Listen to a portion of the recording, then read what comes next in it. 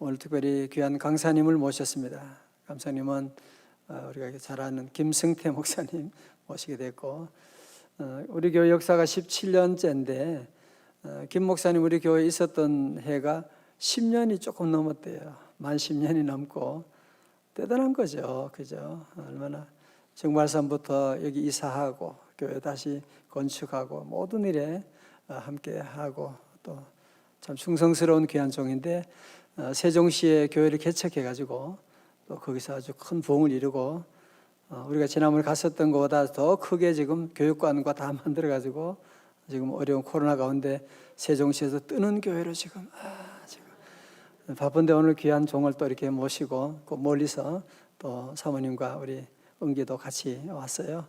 오늘 저녁에 종을 통하여서 하나님의 크신 은혜가 또 함께 하실 줄로 믿습니다. 우리 귀한 종을 보여주신 하나님 감사합니다. 주여 감사합니다. 감사합니다.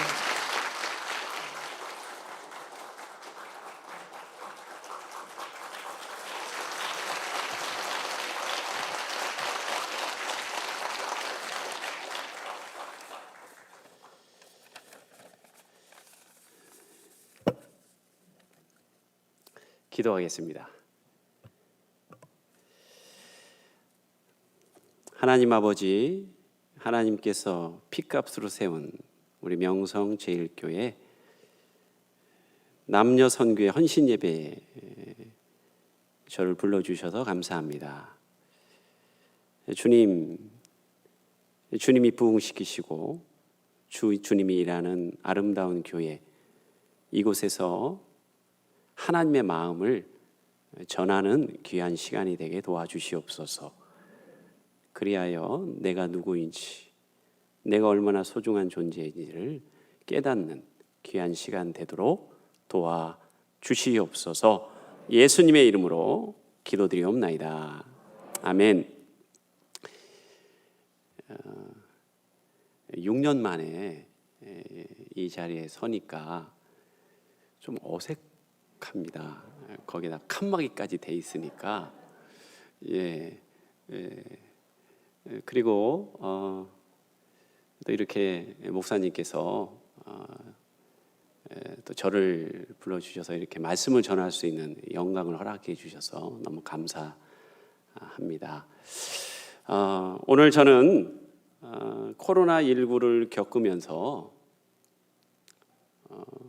어떤 생각을 하냐면, 나는 누구지? 많은 사람이 교회를 비난하고 교회는 없어져야 돼 이렇게 얘기하는데, 나는 누굴까? 하나님에게 나는 누굴까? 그리고 나는 왜 하나님이 이 땅에 보내셨을까? 내가 무엇을 하면서 앞으로의 삶을 살아야 되지? 이런 고민을 많이 하게 됐어요. 여러분은 어떤 고민을 하십니까? 요즘 어떠한 생각을 가장 많이 하십니까? 이스라엘 백성들이 애굽에서의 400년 종살이를 마치고 이제 애굽을 탈출하지요. 1월 14일 유월절을 지나서 15일에 애굽을 탈출하여 45일 만에 시내산 산기슭에 도착하게 됩니다. 그리고 5일이 경과한 후에 오늘 말씀처럼 모세와 이스라엘 백성들은 하나님과 언약을 맺습니다.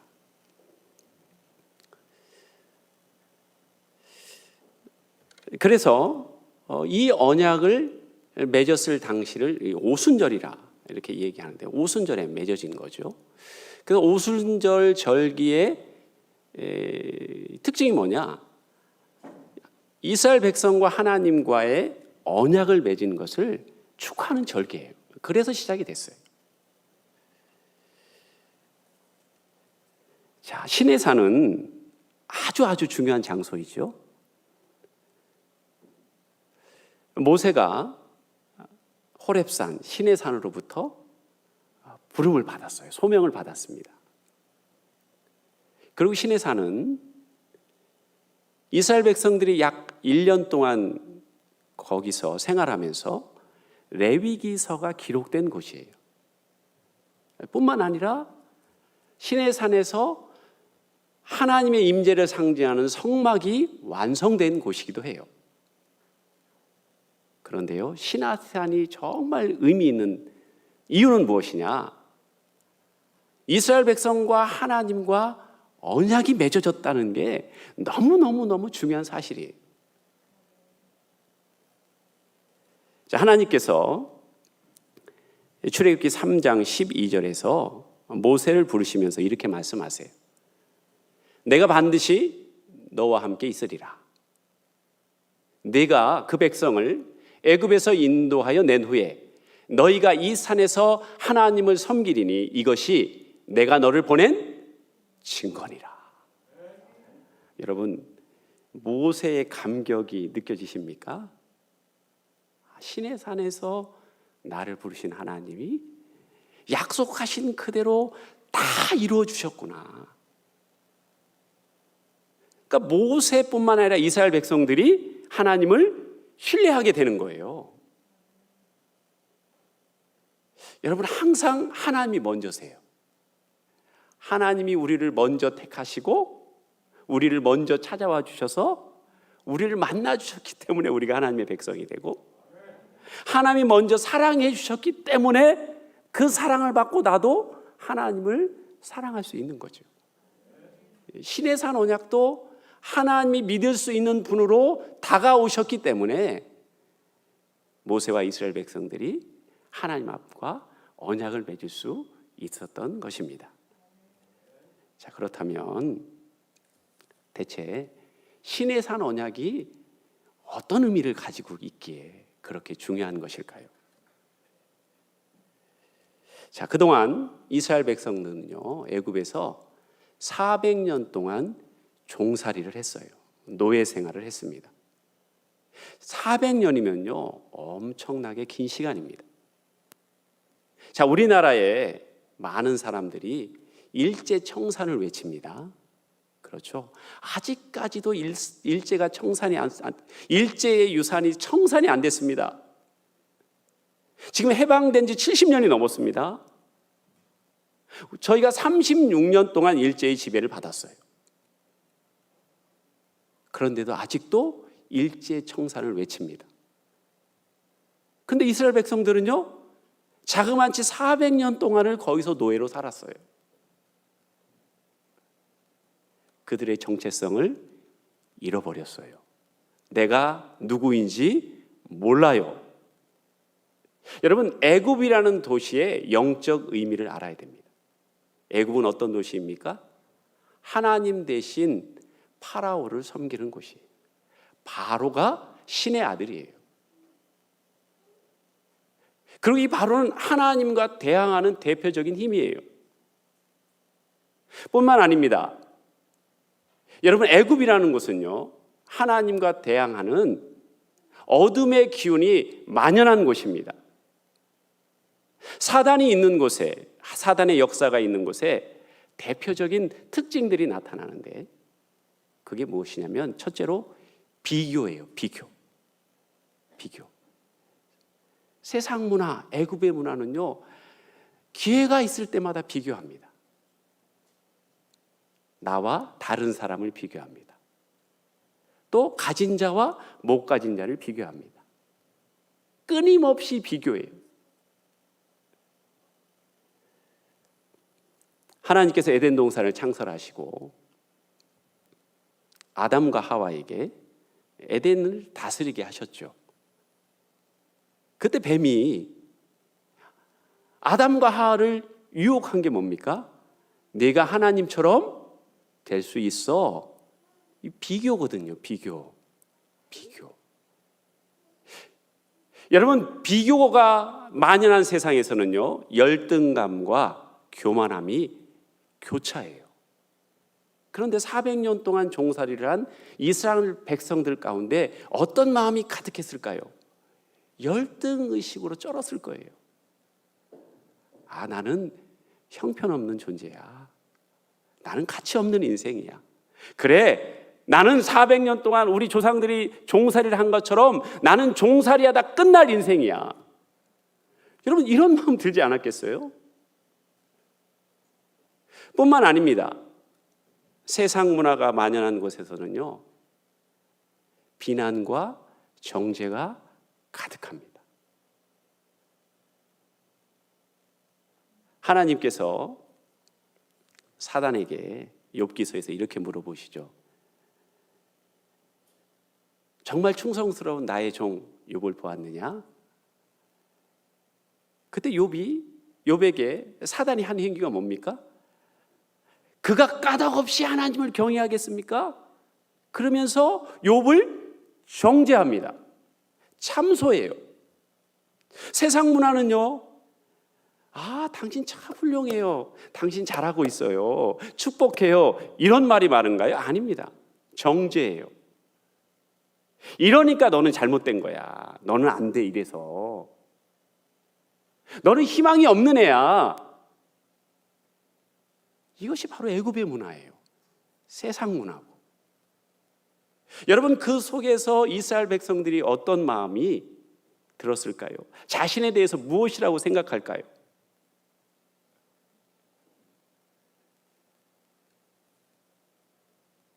여러분, 그렇습니다. 이스라엘 백성들은 자신의 정체성을 잃어버렸어요. 하나님께서 아브라함을 택해서 복의 근원으로 삼으시고 그를 통해서 만민이 복을 받게 하는 중요한 사명을 주셨음에도 불구하고 어느새 그걸 다 잃어버렸어요. 자신이 누군지 몰라요. 그저 열등의식과 정죄받은 마음으로 그렇게 자포자기하는 인생이 되어버리고 말았습니다. 바로 하나님께서 그들을 그곳에서 불러내셨어요. 그리고 시내산에서 언약을 맺습니다. 내가 너희들이 누구인지 똑똑히 가르쳐주마. 그것이 오늘 말씀 1절에서 8절까지 말씀입니다. 하나님께서 모세에게 너희들 옷을 깨끗이 빠른 후에 3일째 되는 날 올라오라고 이야기하죠. 그리고 이제 하나님과 이스라엘 백성들이 언약을 맺습니다. 1절에 보니까 아론과 나답과 아비후와 또 70명의 장로와 함께 그들이 올라가지요. 그리고 2절에 보니까 모세만 여호와께 가까이 가게 됩니다. 그리고 3절에 보니까 모세가 와서 여호와의 모든 말씀과 그의 모든 율례를 백성에게 전합니다. 그러자 백성들이 뭐라고 이야기합니까? 우리가 모든 것을 준행하겠습니다. 그러자 4절에 모세가 여호와의 모든 말씀을 기록합니다. 그리고 산 아래 내려가 제단을 쌓고 12지파의 대로 12기둥을 세웁니다. 그리고 번제와 화목제를 드리고 모세가 그 피의 절반을 가지고 제단에 뿌리고 또 절반을 양푼에 담아가지고 7절과 같이 언약서를 가져다가 백성들에게 낭독을 하고 그리고 백성들이 준행하겠다는 약속을 하고 모세가 그 피를 백성들에게 뿌립니다. 피의 언약이죠. 피의 언약은 무엇을 뜻합니까? 누구든지 어기면 죽음으로써 그 대가를 지불하겠다는 언약이지요.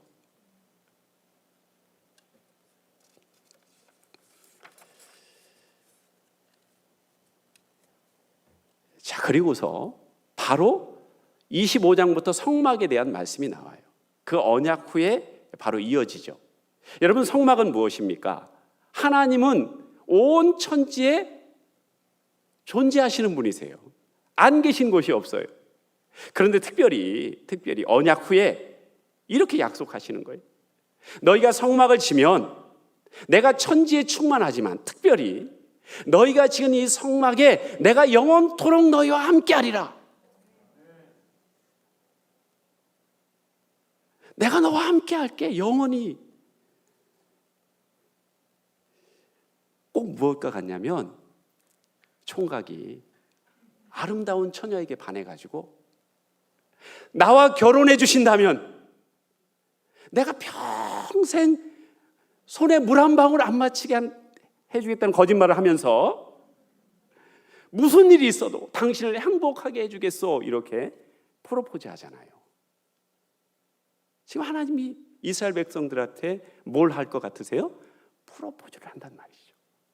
자, 그 말씀이 어디에 나옵니까? 바로 출애굽기 19장 5절과 6절에 나옵니다. 자, 출애굽기 19장 5절에서 6절. 세계가 다 내게 속하였나니 너희가 내 말을 잘 듣고 내 언약을 지키면 너희는 모든 민족 중에서 내 소유가 되겠고. 하나님이 자신의 주권을 선포하세요. 이 세상은 다 내 거야. 내가 창조했어. 자, 그리고 이어서 이렇게 말씀하십니다. 너희가 내 말을 잘 듣고 내 언약을 지키면 너희는 내 소유가 되겠고. 여러분, 이 말씀을 오해하면 안 돼요. 너희가 내 말을 잘 지키면 내 소유가 되고 너희들 잘 지키지 않으면 내 소유 아니야? 이렇게 해석하면 잘못된 해석이에요. 여러분, 이스라엘 백성들이 이 언약을 맺고 하나님과의 약속을 잘 지키나요? 끊임없이 약속을 어깁니다. 그러면 하나님께서 이스라엘 백성들에게 너는 이제부터 내 백성 아니야? 내 소유 아니야? 이러시던가요? 저와 여러분이 하나님 앞에 얼마나 많이 배신을 합니까? 제가 하나님이라면 저 절대로 목사로 안 세워요. 진짜예요. 저 사용 안 해요. 왜냐하면 약속 어기는 것을 밥 먹듯이 하거든요. 하나님만 바라볼게요. 그러다가 교인 바라보고.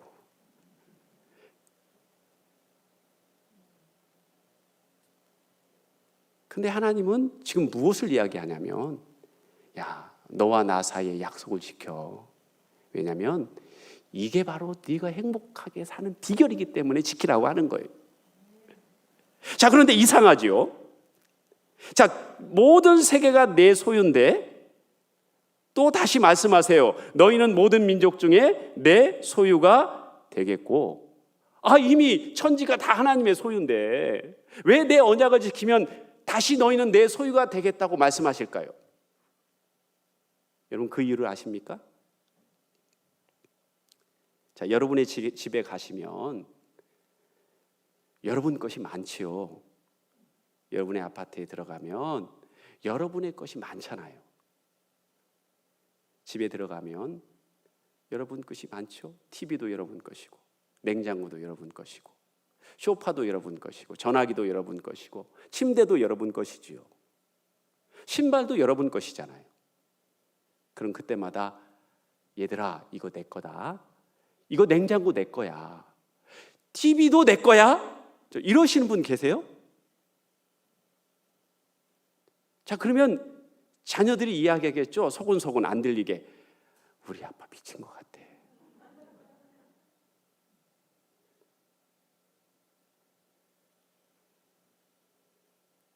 내 거지만 내 것이라고 그렇게 얘기 안 해요.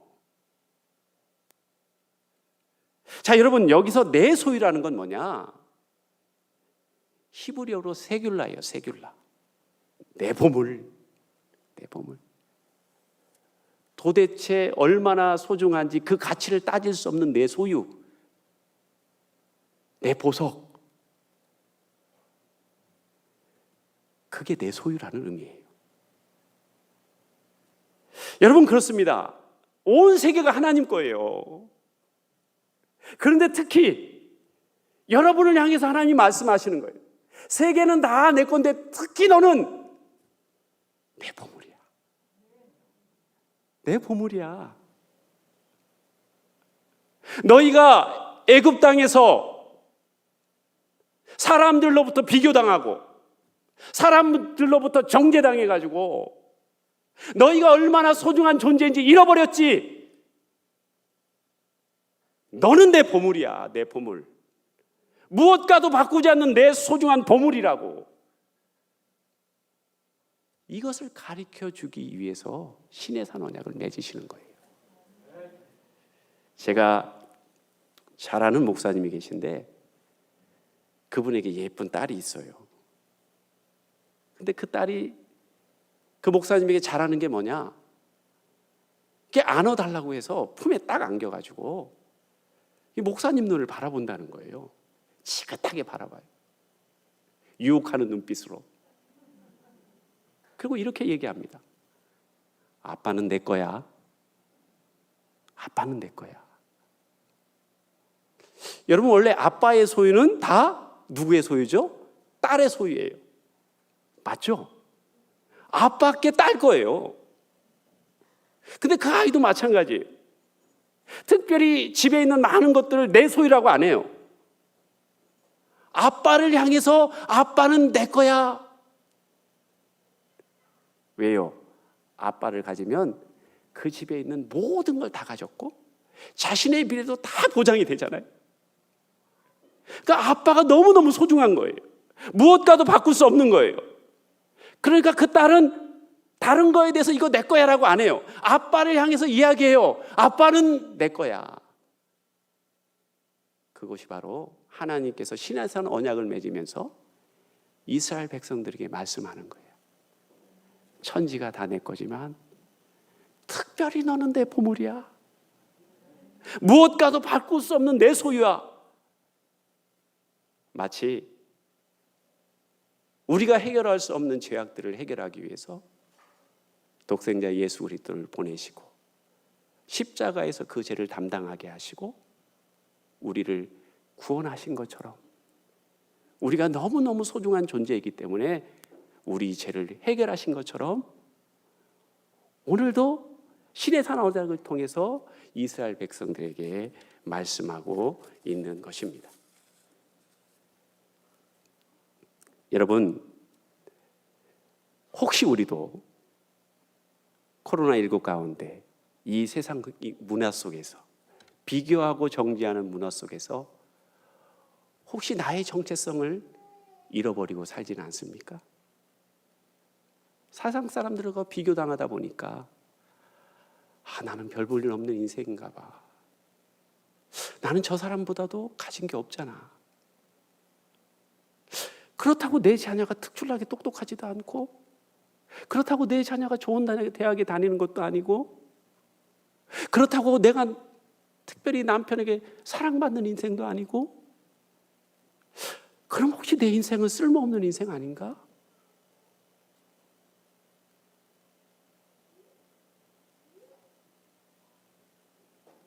여러분, 하나님은 말씀하세요. 아니야. 네가 무엇을 가졌든지 어떠한 입장에 있든지 너는 그 자체로 소중한 존재야. 그 자체로 보석이야. 제가 요즘 좋아하는 노래가 생겼어요. BTS의 소우주. 안 믿으세요? BTS를 아셔야 믿죠. 방탄소년단의 소우주를 요새 자주 들어요. 복음이더라고요, 복음. 자, 거기에 이런 가사가 나옵니다. I can you.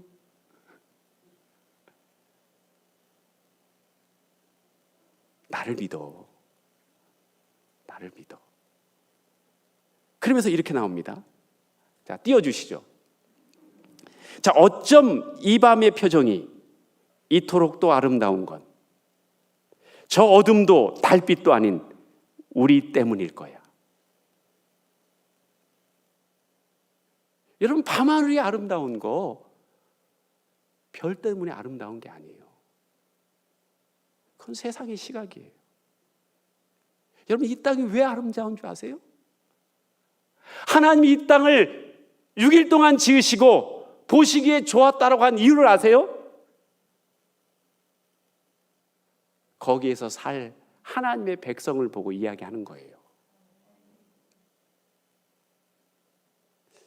여러분, 이 땅이 아름다운 것은요, 여러분 때문에 아름다운 거예요. 여러분 때문에 빛나는 거예요. 별 때문에 빛나는 게 아니라고요. 그러면서 그 이야기는, 그 노래는 이렇게 끝나요. 우린 그 자체로 빛나. Tonight.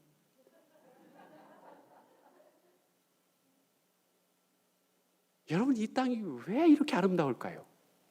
누구 때문에 아름다울까요? 누군가가 멋있는 발명품을 만들고 누군가 위대한 일을 해서 그래서 아름다운가요? 경제가 막 발달하고 물질이 풍성해서 아름다운가요? 아니에요. 하나님이 택하시고 하나님이 부르시고 애굽에서 이끌어내시고 자녀 삼으신 여러분들이 있기 때문에 이 세상이 아름다운 거예요. 그걸 가르쳐주고 싶으신 거예요. 하나님은 그걸 깨닫게 하고 싶으신 거예요. 오늘 본문 1절에서 8절까지 중에 보면 가장 많이 나오는 단어가 있습니다. 그 단어가 뭐냐? 여호와예요. 여호와. 여호와가 8번 나와요. 8번. 여러분, 여호와라는 말이 어디서 유래됐는지 아십니까?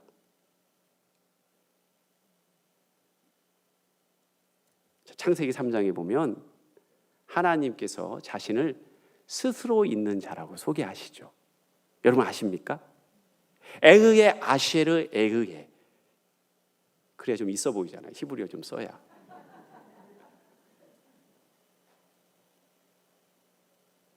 자, 나는 스스로 있는 자의 히브리어가 에흐의 아쉐르 에흐예요. 근데 이 에흐라는 뜻이 뭐냐? I am이에요. 나는 뭐뭐이다. 존재를 나타내요. 그런데 미완료형이에요. 미완료형이에요. 미완료형은 무슨 말이에요? 과거에도 내가 있었고 지금도 내가 있고 앞으로도 있을 것이다. 알파와 오메가 되신다는 거예요. 처음과 끝이 되신다는 거예요. 존재하지 않은 때가 없으세요. 자, 여기 에흐라는 단어에서 여호와라는 하나님의 호칭이 나온 거예요. 자, 여호와라는 말은 언제 강조가 되냐면 하나님이 당신의 백성들과 계약할 때 강조가 돼요. 무슨 말이냐면 하나님은 과거에도 계셨고 지금도 계시고 앞으로도 계신 것처럼 하나님이 맺은 계약은 영원 불변하다는 거예요. 절대로 변하지 않는다는 거예요. 무슨 말입니까? 애굽에서 불러내서 그들을 너희는 세상에서 가장 중요한 보물이고 소유인데 이 사실은 너희가 앞으로 어떻게 행하느냐에 따라서 변하는 게 아니고 시간이 지난다고 변하는 게 아니고 환경이 변한다고 변하는 게 아니고 조건이 변한다고 변하는 게 아니야. 너희는 내 보물이고 내 소유인 것은 너희들이 존재하는 한, 내가 존재하는 한 변하지 않는 약속이야. 이 말씀이에요. 이 말씀.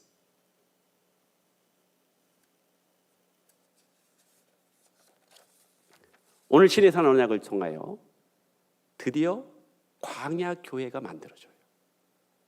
이스라엘 백성과 하나님이 신해산 언약을 맺음으로 하나님이 프로포즈 하셨잖아요. 너는 내 소유야. 거룩한 백성이야. 제사장 나라야. 그러니까 이스라엘 백성들이 그 말에 응답한 거예요. 여러분, 오늘 말씀은요, 이스라엘 백성들이 시내산에 도착하자마자 하나님께서 첫 번째로 하신 말씀이에요. 얼마나 그 말씀을 하시고 싶었으면 이스라엘 백성들이 시내산에 도착하자마자 그 말씀을 하시는 거예요. 너희들 몰랐지? 이 세상에서 비교당하고 정죄당하느냐고 너희들이 얼마나 소중한지 몰랐지? 너희는 내 보물이야. 내 소유야. 세상에 무엇과도 바꿀 수 없는 존재야. 이 사실은 영원 무궁하도록 절대로 변하지 않아. 이 말씀을 하시고 싶었던 거예요.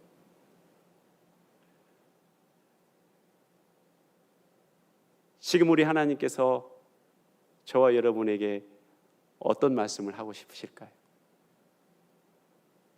저와 여러분에게 무엇을 이야기하고 싶을까요?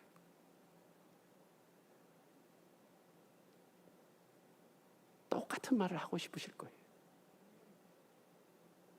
너는 내 보물이다. 너는 그냥 자체야. 그 자체. 네가 무엇을 잘하든 못하든 상관없어. 네가 건강하든 건강하지 않든 상관없어. 네가 무엇을 많이 가졌든 적게 가졌든 상관없어. 네가 많이 배웠든 적게 배웠든 상관없어.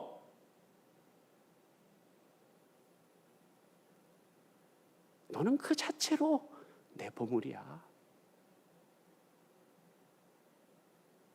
여러분, 그렇습니다. 지금의 교회도 이렇게 하나님과의 언약 공동체로 시작이 돼요. 자, 그렇다면 이 언약 공동체가 앞으로 해야 될 일이 무엇일까요? 나의 정체성을 깨달았다면 그 다음에 해야 될 일이 무엇일까요? 하나님은 오순절날 이스라엘 백성들을 신의 산으로 부르셔서 언약을 맺으시면서 너희들이 누구인지를 가르쳐 주셨지요. 자, 이와 똑같은 맥락에서 신약에서 한 사건이 일어납니다. 오순절날 마가의 다락방에서 성령 강림 사건이 그대로 일어납니다. 사도행전 2장 1절, 오순절날이 이미 이름에 그들이 다 같이 한 곳에 모였더니 2절에 3절, 호련히 하늘로부터 급하고 강한 바람 같은 소리가 있어 그들이 앉은 온 집에 가득하며 마치 불의 혀처럼 갈라지는 것들이 그들에게 보여 각 사람 위에 하나씩 임하여 있더니. 여러분, 이 장면이요, 어느 장면과 똑같은 줄 아세요? 출애굽기 19장에 하나님이 신의 산에 강림할 때 모습하고 똑같아요. 출애굽기 19장 우레와 번개와 나팔 소리 가운데 하나님이 불 가운데 강림하세요. 똑같죠. 똑같아요. 자, 그렇다면 하나님께서는 우리의 정체성을 회복시킨 후에 우리가 성령 공동체로 거듭나기를 원하세요. 성령 공동체는 뭐하는 곳입니까? 내가 보고 들은 것들을 증거하는 공동체예요.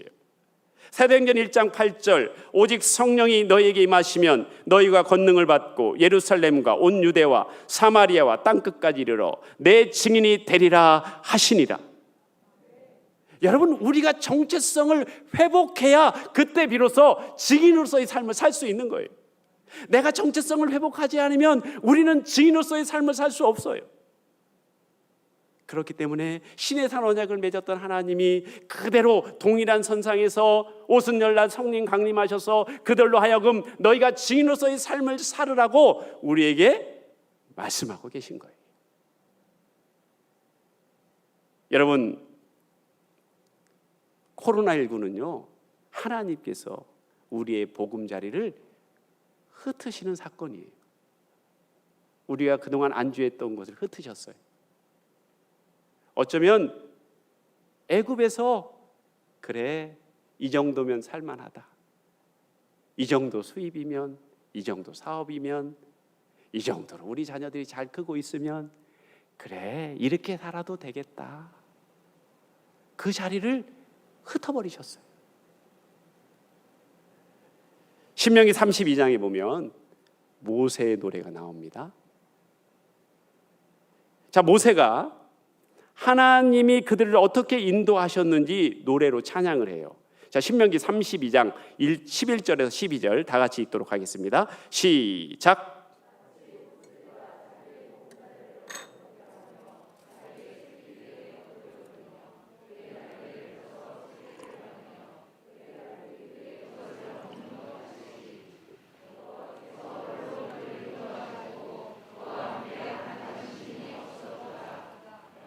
아멘. 자, 독수리가 있습니다. 독수리는 자신이 거할 보금자리를 높은 산 바위 틈에 만들어요.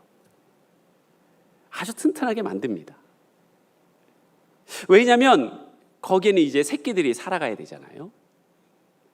바람에도 흔들리지 않도록 아주 튼튼하게 짓습니다. 자, 그런데 이제 어느덧 새끼들이 자라면 이제 그 보금자리를 흐트러 버립니다. 그리고 대신 또 어떤 때는 가시를 물어다 거기에 놔버려요. 그러면 조그만 새끼들은 이제 더 이상 보금자리에 있을 수 없는 거예요. 그러니까 어미 입장에서 인위적으로 막 새끼들을 밖으로 몰아내는 거예요. 자, 그럼 저 절벽 낭떠러지에서 새끼들이 떨어지면서 막 날개짓을 하는 거예요. 혹시나 날지 못하는 그런 새끼들은 물론 날개로 바뀌었지만 대부분의 새끼들은 거기서 막 날개짓을 하고 창공을 날아버리는 거예요. 그래서 멋진 독수리의 삶을 삽니다. 여러분, 우리는 어느덧 살만하다는 이유로, 물질이 풍부하다는 이유로 애굽에서 안주해버려요. 내가 누구인지를 잃어버립니다. 비교당하고 정죄당하면서 자기의 정체성을 잃어버립니다. 내가 얼마나 소중한 존재인지는 모릅니다. 그리고 내가 이 땅에서 해야 될 일이 무엇인지도 까먹어요. 그것처럼 하나님께서는 이번 코로나19를 통해서 우리의 보금자리를 흩어버리셨어요. 야, 너는 이 땅에서 이렇게 살아도 되는 인생이 아니야. 대충 살아야 되는 인생이 아니야. 세상 사람들과 똑같이 살아야 되는 그런 인생이 아니야. 너는 보물이야. 너는 내 소유야. 너는 제사장 나라야. 만민에게 복을 전해야 될 사명을 가지고 있어. 혹시 애굽에서 안주하려고 했던 저와 여러분에게 하나님께서 정체성을 회복하고 사명을 회복하라고 혹시 코로나19를 허락한 건 아닐까요? 하나님께서 저와 여러분을 부르십니다. 애굽에서 안주하지 말라고. 나와 언약을 맺었던 신의 산을 생각하고 또 하나님의 권능이 임했던 마가의 다락방을 기억하라고 저와 여러분을 부르십니다. 여러분은 그 자체로 너무너무 소중한 존재입니다. 하나님이 주신 그 사명 우리가 잘 감당하여 하나님 앞에 가는 그날 고생 많았다. 착하고 충성된 종아. 여러분, 그 하나님의 환영의 말씀을 듣는 저와 여러분 되시기를 주님의 이름으로 축복합니다. 기도하겠습니다. 하나님, 감사합니다. 애굽에서 400년 동안 종살이했던 이스라엘 백성들, 지금 이 세상에서 안주하는 우리들을 부르셔서 이스라엘 백성들이 누구인지, 우리가 누구인지를 다시 한번 가르쳐 주시고 내가 무엇을 하며 살아야 되는지를 깨닫게 하시니 감사합니다. 하나님의 소중한 보물들, 하나님이 주신 사명을 감당하며 증인으로서의 삶을 사는데 조금도 부족함이 없도록 도와주시옵소서. 예수님의 이름으로 기도드리옵나이다. 아멘.